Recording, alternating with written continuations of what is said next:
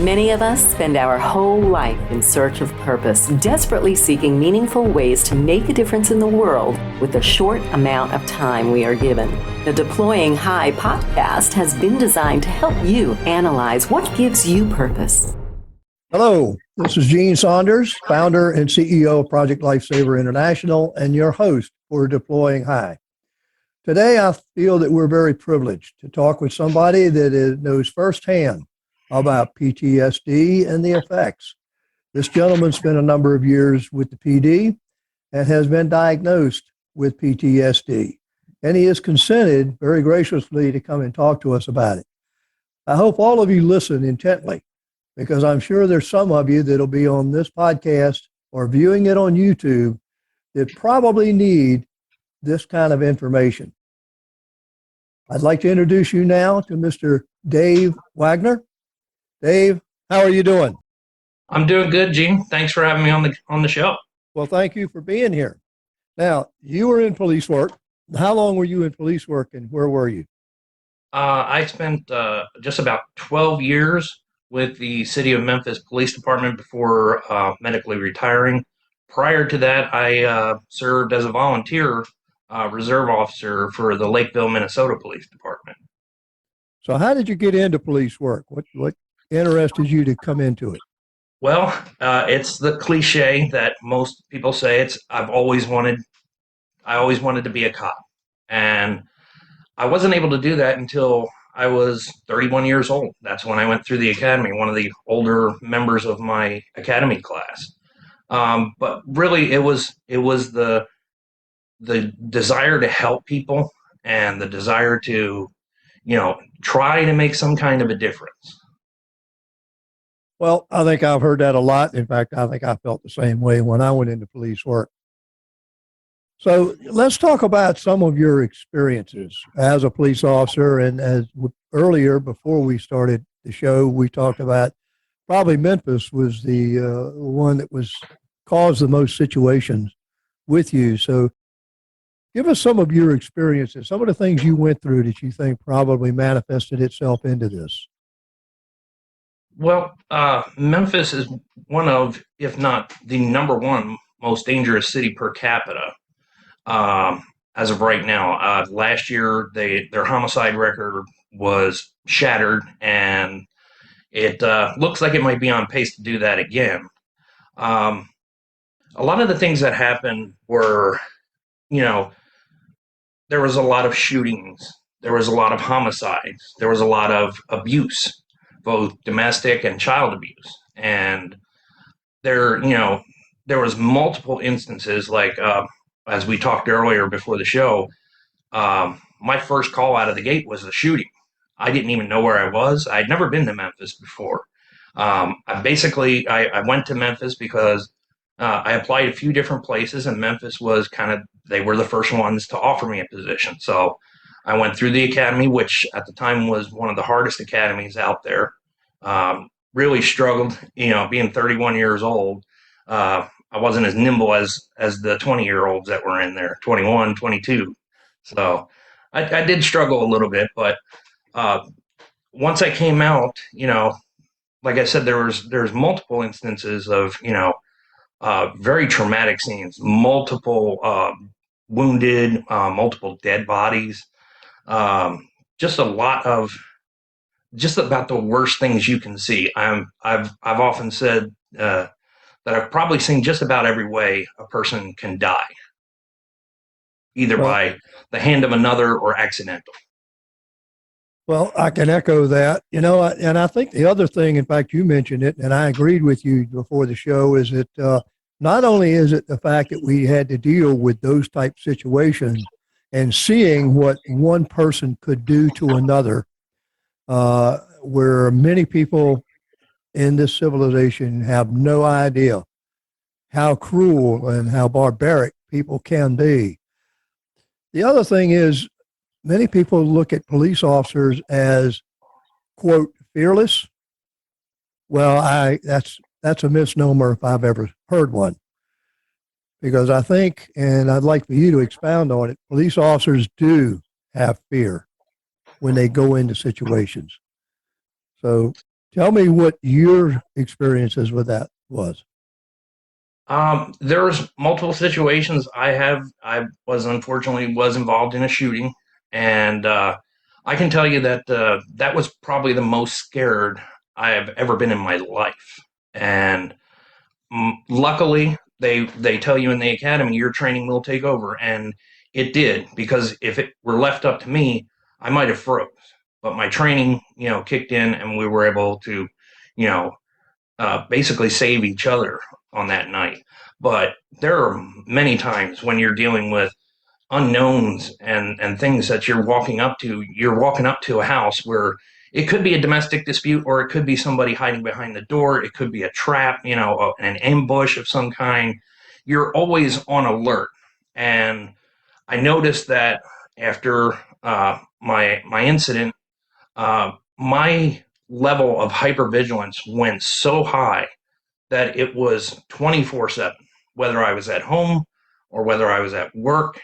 It was always there. There was always this worst case scenario and planning it out. And it got to the point where I would have my gun on me at all times, mowing the lawn, checking the mail, you name it. Just because I felt I needed to be ready at all times, and that was a fear that something would happen. And like I said, it spills over from professional into your home life. And when your family sees you on that level of alert, they start to notice, and they're like, something's, you're not normally like this. You can't be laid back. You have to sit, so you can see a doorway. You plan an exit strategy. There's just so much of it, and it's based in the fear of not being able to do something. Well, yeah, I agree with that 100%. A lot of people like to kid that they always spot a cop when they walk into a building, when a cop walks in, because they scan the room. Well, I think that's part of what you're talking about, the hypervigilance, the fact of sitting with your back not to a door, planning, okay, what if? What if? You're always running that through your mind. And I have been retired from active duty for 20 years, and I find myself still doing it. When I walk into a place, I scan it. I don't like to, but I've gotten a little better, sit with my back to the door. But I am always thinking about what if? What if? How do I get out of here? If I've got somebody with me, how do I get us out of here? So, when did you first realize that you may have developed a situation akin to PTSD? It was kind of a slow process, of it kind of creeping up and building. Um, but I think I noticed it about a year after my incident, and I noticed it because I was doing, basically self medicating with alcohol. And prior to that, I rarely drank, and I started to drink more and more and more. Uh, you know, it was always never on duty or anything like that, but it was about a year afterwards I had noticed it, and I started to have issues where I would get shaky. I would start sweating, and I would start kind of, because of the situation that led up to our shooting. Um, it was a typical call. So whenever that call would come out again, it would just bring that all back to me. So uh, a couple years after that, it progressively started to get worse, and I started to. It's at that time I realized that I needed to reach out. That I wasn't going to be able to do this by myself. So it wasn't something that it happened overnight. It's something that was progressive and kept going. And along with the PTSD came the anxiety attacks and panic attacks, and eventually led to my final call. I went home after this and put in my paperwork to retire. And I was on a burglary call a burglar alarm call, I should say. And I was clearing the outside of the house, and I came on a hard corner, and as we're taught to do, I had my weapon out and slice the pie and come around that corner wide.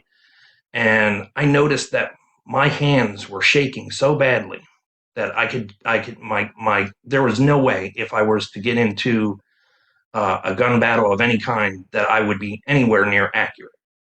And that's when I realized I was now a danger not only to myself, but to my partners. And I couldn't go on anymore. So with that, you put in your papers. Yes. What kind of reception did you get when you put in your papers? Oh boy. I'll say this. I found out who my friends were. There is a stigma attached to it because you're seen as weak. And it not every officer. There was a lot of them that were on my side and told me I was doing the right thing and that it'd be better for me in the long run. And they're still my friends today. But the way administrations handle it, I'm not going to single out Memphis or any because this is something that goes on nationwide. The way the department handles it is basically they send you home, you sit, and you wait for it to go through. Nobody called to check on me. Nobody called to say, how you doing? As far as from the helplines that are available. And it was a surreal experience because I had to go and see multiple psychiatrists and have them basically re-diagnose me and agree with my therapist as to the diagnosis, which they did. And at that point, I was supposed to be retired, line of duty. And there was a snafu with that. We wound up having to go to court. Luckily, I was a member of our police association, and I was given an attorney to help me with this. Otherwise, I probably wouldn't have been able to do it. And it was a hard thing to do. I mean, this was my dream. This was a job that I felt and others might agree or disagree, but I felt I was really good at it. I was a CIT officer. So I dealt with people who were mentally ill on a regular basis. And now to be able to diagnose somebody on the street, but not be able to see it in yourself, is kind of it's kind of surreal. But back to, putting in the papers it was one of the most difficult decisions of my life. But in the long run, where I am now, it was absolutely for the best. Well, I think you highlight one of the things that is pervasive in law enforcement, and that is the stigma that somehow attaches to this. Years ago in World War II, soldiers exhibited such things as what they call battle fatigue or shell shock. Well, I think they learned after a while, at some point, probably after the Vietnam situation in Afghanistan, that it was actually PTSD, that all these fears and all this hypervigilance were now manifesting themselves because they had been suppressed for so long. As we talked earlier, I can remember suppressing all these things. You go to a call, you handle it, you walk away, you forget it. Well, you don't really forget it. You file it somewhere back in the subconscious. Well, at some point in time, and not being a psychologist, but speaking from experience and from what you're saying and others I've talked to, this comes back. At some point, it comes back. And it will manifest itself in different ways with different people. Yours was the panic and the anxiety. I think, if somebody were to ask me, well, Gene, do you think you have PTSD? Well, yeah, I do. And why do I think that? Well, for years and years and years, I was a very stalwart, very unemotional kind of person. But I've noticed in the last few years, it takes nothing to make me cry. You said something about watching an ASPCA commercial. Well, I think I could watch a pain relief commercial and I might cry, depending on what they say. It takes nothing, almost nothing, to trigger it. I haven't, had the other things that you have experienced, but I think that's, in my opinion, my layman's opinion, I think that's part of it. And I think every police officer, and you and I both agreed, and even firefighters, if you spent any length of time in this profession, you probably have a form or degree of PTSD. I think they found that with all the soldiers that came out of combat, that they all have some form. Now, do they want to admit it? Probably not, because of the stigma. I'm superhuman. I can do this. I can go on all these things, and it never bothered me. That's kind of my opinion. And how do you feel about that? I definitely agree with you that any first responder out there, be it a law enforcement officer, corrections officers, even they see quite a few things, as do firefighters, EMS. So any frontline first responder is going to have some form of PTSD, whether it manifests itself the way it does with me. Not everybody reacts the same to it. Everybody's symptoms are different, but there are some commonalities of being unable to control emotions, and, like you were saying, crying at the drop of a hat, and overthinking, and just overthinking simple things. A perfect example is this morning. You and I are just sitting here having a nice conversation, but prior to this, my anxiety level was very high, because I'm also putting myself out for another type of stigma that comes along with PTSD, and that's the civilian people, that way they view PTSD. They see a soldier or a police officer with PTSD, and the first thing they think about is, oh, he's going to shoot up the place or something like that. So, quite honestly, since I've retired, unless you are a friend of mine and know me personally, I would not tell you that I'm retired due to PTSD. I would just say I have back problems, which I do. I think we all have that as well, wearing that duty belt for Yep. so many years. But all the running, fighting, jumping over fences gets to you. So that I basically, if anybody asks, when I put it down on, an application or something like that as retired, they'll be like, "You're retired? You're 45 years old?" And I'm like, "I'm medically retired." And then I'll just tell them I have a bad back, But that, like I said, it kind of puts it out there that there's a stigma inside the police department. There's a stigma in society about it as well. That PTSD, it means you're crazy. It means you can fly off the handle at any minute. You don't have any control over anger or something. That's not the case. Not with everyone. Now, granted, it does happen, but not everybody reacts that way. That's actually a small minority.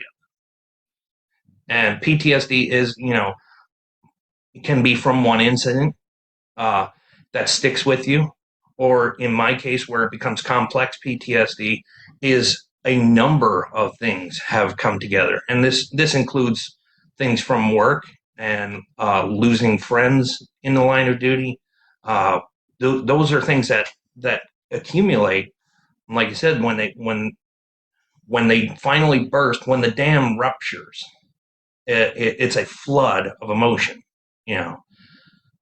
So I just, I like to tell these officers, firefighters, military personnel out there, don't wait to go and talk to somebody if you're having problems. Don't wait. I've seen too many colleagues end up at the bottom of a bottle with a gun in their mouth, and it's time to start addressing this, because this is a very serious issue in law enforcement. that has not gotten the recognition that it needs. And something as simple as critical incident stress debriefings, we have those, and mostly every department has them. We had 2 stress debriefings following my shooting. I talked with the city psychologist and was basically asked, "You ready to go back to work?" And I said, "Sure am," because that's what I was taught to do, was to suppress everything and move along. You know, so these stress debriefings need to be followed up with maybe peer counseling, or maybe, not mandatory therapists or therapy visits or anything like that, but made available should you need it. Again, I agree wholeheartedly because, when I was coming up, we didn't have any such thing. I mean, you went through all these kind of situations. You sucked it up. You went on about your job, and the stigma was really, really there then, and it has not gone away, as you mentioned. I think it's important to have somebody like you to come on here and talk about this thing. It's not a situation that's going to go away. It's going to be there. Why? Because first responders deal with traumatic situations every day, 8 hours a day, and sometimes more. They're put into situations where they have to make snap decisions that, one of the heartaches I had with the police department was you put a person into a situation where they, or they get into a situation where they have to make a snap decision. They make it, and then they have to suffer with it for years. And what do I mean by suffer? All of the internal investigations, the questioning, the stigmatization from the public, right away, as we've seen now, when a police officer gets into a situation, 9/10 of the public judge them wrong right away. And Absolutely. then that never goes away. I mean, you don't see the news coming back on and saying, well, John Doe, the police officer involved in this situation, has been cleared of all charges. He was justified in what he or she did, and they did it in the right way. I've never seen that. Have you? I can, from my own personal experience, the incident was covered pretty heavily on the news. Once we were cleared and cleared of any wrongdoing by the district attorney's office, there was about a 10-second. It wasn't even on the news. It was about a half a paragraph article saying that the officers. It didn't say we did the right thing. It just says we wouldn't face any charges, and that's gotten progressively worse as we've gone along here, as we can see with multiple shootings that have come out, and especially with YouTube out there and all that, where you've got the luxury of analyzing that shooting in the afterthought, in the Monday morning quarterback of it. And something that even on video looks to be unjustified to some people winds up being, because there's always more to it. You get a 10-second, body cam or something like that, and you make a decision based off of that. Well, you gotta, I believe in giving officers the benefit of the doubt. If you're wrong, you're wrong. I mean, police officers are not infallible. We make mistakes. The case up in Minnesota where she drew her firearm instead of her taser, that was a mistake. And it was blown up to be something it wasn't. And it wasn't until the trial was actually going on that you saw the emotional toll that it took on that officer. Mm-hmm. She was on the ground crying, and right after, immediately following that shooting, and I could relate to her. And honestly, when I saw it for the first time, I started crying because I knew what she was feeling. Because contrary to popular belief out there in the media, police officers do not go into work wanting to shoot somebody. That's the last thing I never thought it would happen with me. And it has affected me. And it affects me to this day because another man, a human being, lost their life. Somebody's child, somebody's brother, somebody's friend. That was a person too. Granted, that person made bad decisions on that evening, but the officer still carries that with them wherever they go. Just like, it's a difference. There's a little bit of a difference between a war and up close, personal shooting like that, where you replay this and you constantly I remember after mine, I did not sleep for 3 days straight. My adrenaline was just so up. And I sat there replaying it saying, is there something else I could have done? What else could we have done? Were we good? You second guess yourself because you know that the media is going to second guess you. Yes, And sure. it was, that in and of itself is a traumatic experience for somebody to go through because I didn't want to, Yes. nobody wants to do that. Well, Dave, I'm afraid we are out of time for today's episode, but if I remember correctly, you're going to be with us at the conference. Yes, I will. Well, that's good because I encourage all the first responders that come to the conference to listen to you, listen to what you have to say, and take it to heart because it could save you a lot of anguish later on. I'm Gene Saunders. I am the founder and CEO of Project Lifesaver International, your host for Deploying High. We have been speaking today to Dave Wagner concerning the ongoing situation of PTSD, in first responders. I hope to see you again. And if you can, please sign up for our conference where you can come and see Dave in person. Thank you and have a great day. Thanks for listening to this episode of the Deploying High podcast with Chief Gene Saunders, brought to you by Project Lifesaver International. Deploying High would like to thank all of our supporters across the country and around the world. If you'd like to help support the podcast, please subscribe to our channel, make a donation, and don't forget to tell a friend about us. All proceeds from the Deploying High podcast go to support Project Lifesaver International, online at projectlifesaver.org, the original 501c3 nonprofit organization.